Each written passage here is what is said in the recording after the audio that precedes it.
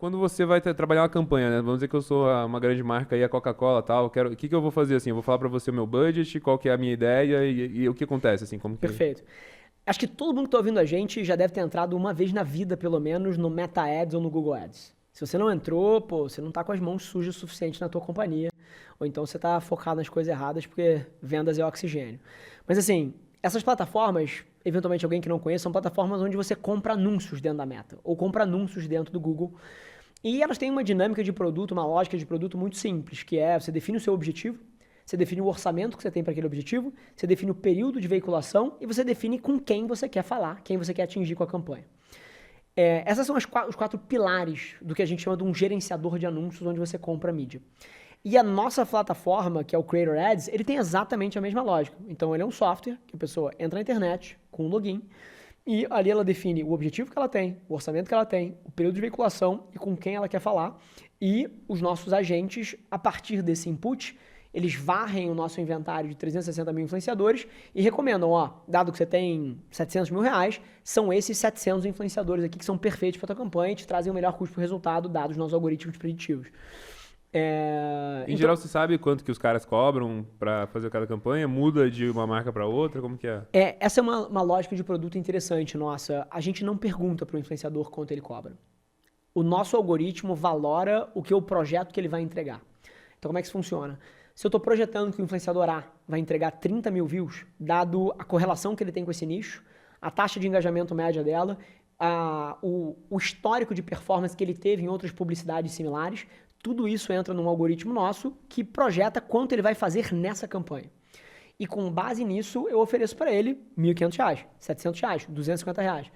E ele não pode negociar esse valor. Ele sabe que é take it or leave it. E Tem uns casos que você talvez paga mais e outros que você paga menos do que o cara geralmente cobraria e tal, né? provavelmente, mas o que eu me importo aqui é o seguinte: hoje eu sei muito mais do que ele quanto o post dele vale para aquela marca. Porque eu tenho centenas de milhares de pontos de dados de transações similares e de como isso performou ao longo do tempo. Então, o influenciador, se você para pensar como ele se precifica hoje, cara, é assim, ó. Deixa eu tentar. Se for muito fácil vender, eu vou cobrar mais. Então, assim, não tem nenhuma correlação com o quanto ele vale ou quanto vai gerar de valor para a marca. E é justo aqui que a ciência entra, né? O que a gente está tentando bridge the gap é justamente tornar científico o processo de quanto você deveria pagar para Paula, para Joana ou para Alfredo. E então, sim, provavelmente às vezes a gente cobra menos do que ele gostaria de receber e às vezes a gente paga mais porque ele não sabe se precificar e na verdade o que ele está entregando vale mais do que ele acha. Pô, demais, cara. E uma coisa que eu já percebi aqui no GigaCast é que, tipo assim, empresa, é o que você falou, o valor pra marca em si, né? Isso muda drasticamente, né? Então, pô, cara, se a Coca-Cola viesse patrocinar aqui o podcast, provavelmente teria um retorno muito bosta. Mas já a Insider Business, né, cara, que é a melhor roupa aí pra você estar comprando pra tua empresa, já fazendo aqui minha publi, tá ligado? Tipo, pô, o retorno é bizarro, assim, porque, cara, todo mundo que assiste aqui é startup, toda startup tem que comprar roupa pra empresa dela. E, pô, todo mundo gosta de usar Insider no dia a dia, sabe que é uma camiseta, uma roupa, você pode usar qualquer peça, inclusive, botar a marca da tua empresa, que vai estar usando o tempo todo, tá ligado? E vai ter orgulho de vestir a marca da camisa e, pô, você não quer entregar aquela camiseta bosta pro teu time, tá ligado? A gente entrevistou um cara, mano, que ele Matheus Oliveira, ele tem, cara, se eu não me engano, acho que é 4 mil pedreiros, assim, e ele tá dando insider pros pedreiros, tá ligado? E os caras, tipo assim, é a melhor roupa que eles têm no guarda-roupa, muito maneiro. E Tá o feita a publi. case da Insider, inclusive, cara, é um case interessantíssimo de influência, inclusive. São clientes já da Brand Love ou não? Da Brand Lovers, não. Pô. A gente trabalha... A nossa estratégia de GTM, ela é empresas globais. Porque Mais budget. não só mais budget, e aí eu trago um dado pra você, cara. Eu sou um cara, assim, eu não faço o que eu quero, eu faço o que tem que ser feito. 80% do orçamento de mídia do Brasil tá em 60 empresas. E essa distribuição permanece no mundo. E dessas 80 empresas, 60 são globais. E estão no mundo inteiro e também são as líderes onde estão. Então, a gente está começando pelo Brasil, mas a gente tem ambições claras da América Latina e até de outros países. E muito do nosso GTM é focar o esforço nessas empresas para que o Brasil seja o trampolim para eu entrar na Unilever pelo Brasil e ir para o mundo inteiro, para eu entrar na Coca-Cola pelo Brasil e ir para o mundo inteiro. Então, a gente é muito disciplinado em quem a gente quer servir por conta dessa sinergia um pouco mais macro.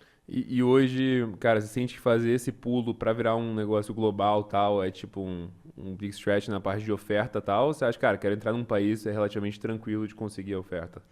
Pô, o lado da demanda das marcas, eu acho que é razoavelmente tranquilo. Inclusive, ao longo do último ano, a gente foi provocado pelos clientes. Pô, quero usar isso aqui no México, quero usar isso aqui nos Estados Unidos. Isso é muito comum pra gente.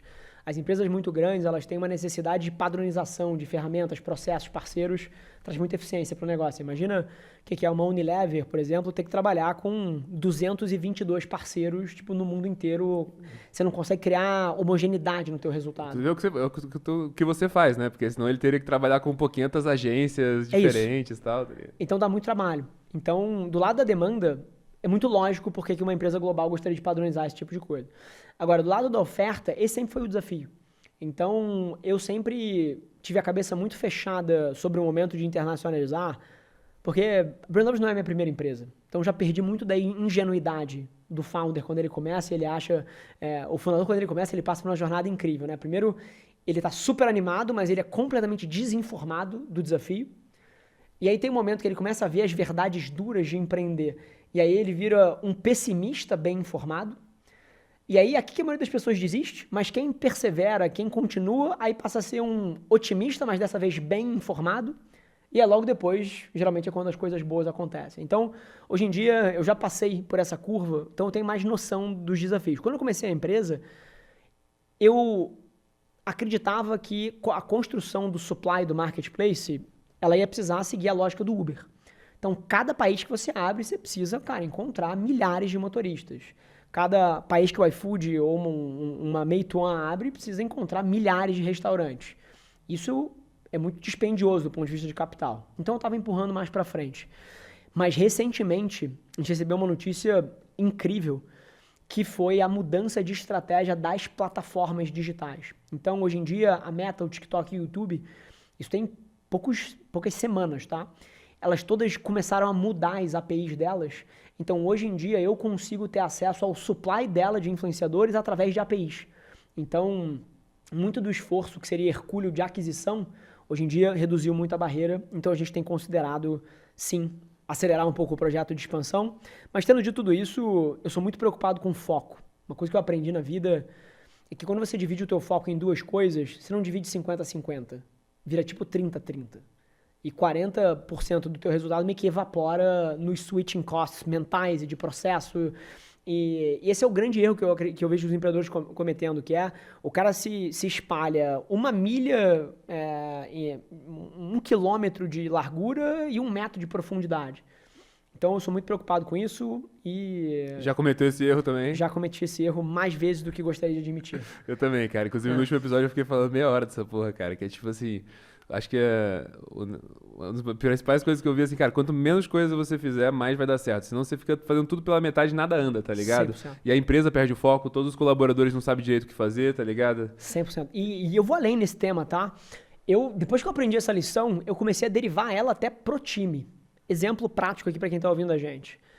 A maneira que as pessoas tendem a crescer numa corporação, ela é a seguinte. O cara tá indo bem, ele começa a acumular recurso embaixo dele. Então, ele ganha mais uma área, ele ganha mais headcount. Então, o teu melhor performer você começa a fazer a pessoa que melhor performa na tua empresa se espalhar 1 quilômetro de largura e 1 metro de profundidade. E eu passei a ter uma visão diferente, assim, os meus melhor performers, ao invés de eu estar preocupado, como é que eu dou mais coisa para esse cara, eu comecei a não só educar eles, para eles não esperarem isso, mas eu também comecei a me policiar do oposto. É tipo assim, cara, o que eu tiro do escopo desse cara? Para que ele possa focar naquela uma coisa que é o que vai transformar a companhia. Tipo assim, tem uma métrica que você tem que estar se importando, cara. O resto todo foda-se. Se essa métrica aqui subir, você tá fazendo um bom trabalho. Tá ligado? Isso. E essa conversa é uma conversa desconfortável. A gente, o conceito de gargalo, ele vem do latim e ele significa prioridade. E no latim, no passado, gargalo não tinha plural, era tipo um erro gramatical, não existia tipo gargalos, prioridades. A palavra, ela significa literalmente aquela uma coisa que é a mais importante. E essa é uma discussão desconfortável de você ter, que é o que é a uma coisa que a gente vai fazer bem como empresa e o que é a uma coisa na qual você vai focar no teu trabalho. E literalmente eu tenho uma crença que assim, se você me traz 5 coisas que você vai focar, tipo assim, você já tá errado na largada. Já tá focando em nada, né? Já tá cara? focando em nada. E nada vai progredir na maneira que precisa, na proporção que precisa. E provavelmente isso vem de falta de profundidade sua de analisar o que de fato é o que importa. Cara, é tipo assim, a galera vai fazer fundraising no tempo livre, tá ligado? Não, irmão, você vai fazer fundraising, você só faz isso, tá ligado? Se você não tá ou fazendo reunião com o investidor, ou pedindo intro pra investidor, tá ligado? Ou, tipo, revisando o teu pitch e tal, pô, você tá errado, tá ligado? 100%. E não vai dar certo, assim, cara. E pra tudo, né? Você, assim, imagina que na época que você tava assim, tipo, pô, foca agora conseguir oferta, aí você fica só obcecado nisso e tal. Aí anda, o negócio funciona, aí resolve, tá ligado? Exatamente, eu tenho uma filosofia, inclusive, eu acho que eu já cometi esse erro, eu vejo algumas pessoas fazendo diferente, não sou dono da verdade, pra mim funciona muito bem, que é, eu literalmente deleto a minha agenda inteira a cada 2, 3 semanas. Então sabe quando começa a acumular aquelas reuniões recorrentes, quando começa a acumular meio que os sistemas da empresa? Quando eu vejo que isso aconteceu, eu deleto tudo. Eu recomeço do zero e eu me faço a pergunta, o que é a uma coisa que eu preciso fazer nos próximos 2, 3 dias, na próxima semana, que é a única coisa que eu vou focar? E isso é muito diferente, em teoria, da filosofia tradicional de gestão, onde você deveria criar rituais e criar governança e você bate o bumbo de maneira igualitária em todas as áreas da companhia. Eu tenho uma filosofia diferente. Eu acho que o fundador, ele precisa ir aonde mais dói na empresa. E na hora que ele resolve aquilo, ele precisa fazer a pergunta de novo. Onde mais dói agora? Agora é ali. Então, e para fazer isso, você precisa se cercar de pessoas excepcionais, porque na hora que você muda de área em área, não pode cair o outro lado. Mas essa filosofia de você alocar desproporcionalmente o seu tempo naquela uma coisa que te impede de crescer, cara, eu, pelo menos, na minha experiência pessoal, me trouxe resultados muito melhores do que uma abordagem, em teoria, mais sistêmica e dividindo o meu tempo igualitariamente entre as coisas. Pô, acho que sobre o que falou, tenho 2 comentários, assim. O primeiro é que essa abordagem sistêmica é pra, tipo, pô, empresa listada na bolsa pra funcionar sem ter um dono, sem ter alguém que tá, pô, obcecado ali e tal, né? É tipo, como que você faz o resultado médio bem feito e tal, né? Perfeito. E aí, a segunda coisa, eu acho que tem muita gente que olha pro Elon Musk e fala assim, o Elon Musk é CEO de 6 empresas, tal, tem que ser igual ele e tal. Só que você vai ler a biografia dele, é tipo assim, ele caga pra SpaceX por 3 meses e fica do chão de fábrica da Tesla, tá ligado? Resolvendo o detalhe do sei lá do que. Aí na semana seguinte ele resolve outro detalhe, aí ele volta lá pra SpaceX, tá ligado? Porque ele tá sempre, tipo, de todas as minhas empresas, qual que é o gargalo que eu tenho que estar completamente imerso aqui nessa porra, tá ligado? Exatamente. E isso vem de estatística, tá? A estatística tem um conceito que é de máximo local e máximo global. E o gargalo do teu resultado não são 7 coisas. É aquela coisa que impede o seu throughput de ser maior. E como ele, um cara tipo o Elon é engenheiro, o cara aprendeu isso no chão de fábrica. Ele sabe, tipo assim, cara, eu não consigo produzir mais carro porque a etapa de pintar a carroceria só produz 100 carros por hora. Não adianta eu querer automatizar a minha linha de montagem de roda. E numa empresa é igualzinho, cara. Não tem 7 coisas que vão ter o crescimento. O teu 80-20 geralmente está em 1, 2 coisas e eu acredito que é ali que o founder tem que estar.